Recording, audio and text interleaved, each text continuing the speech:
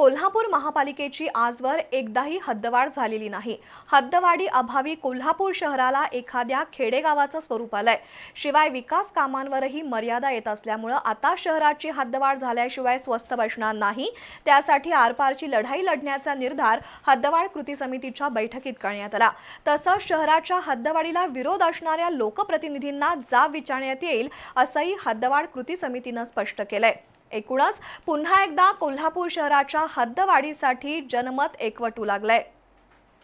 कोल्हापूर शहराची हद्दवाढ झाली पाहिजे या मागणीने पुन्हा एकदा उचल खाल्ली आहे। हद्दवाढ विरोधक आणि समर्थक यांच्यातील परस्पर विरोधी दाव्यांमुळे आजवर हद्दवाढीचा पेच कायम राहिलाय।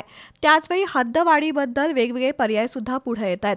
4 दिवसांपूर्वी नामदार हसन मुश्रीफ यांनी कोल्हापूर शहराच्या हद्दवाढीला स्थानिक लोकप्रतिनिधींचा विरोध आहे असं वक्तव्य केलं होतं।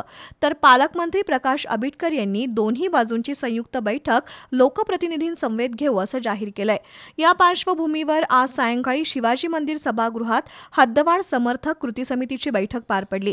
यावेळी बोलताना माजी नगरसेवक बाबा पार्टे यांनी आक्रमक भूमिका मांडत हद्दवाढीला विरोध करणाऱ्या लोकप्रतिनिधींना जाब विचारणं गरजेचं असल्याचं स्पष्ट केलंय।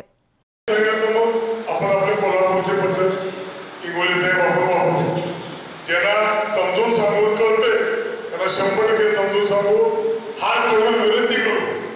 पण शेवटी पर्याय राहिला नाही तर आपण हात देखील सोडू। पण ग्रामीण जनतेला हद्दवाढ ही पाहिजेच आहे, काही पुढाऱ्यांना ती नको आहे। महापालिका स्थापन झाल्यापासून एकदाही हद्दवाढ झालेली नाही, त्यामुळे शासनाकडून येणाऱ्या आर्थिक निधीवर मर्यादा येत आहेत। आता हद्दवाढीसाठी आरपारची लढाई केली जाईल अशा भावना बाबा इंदुलकर, महेश जाधव, सुजित चव्हाण, आर.के. पवार, लाला गायकवाड यांच्यासह अन्य मान्यवरांनी मांडल्या।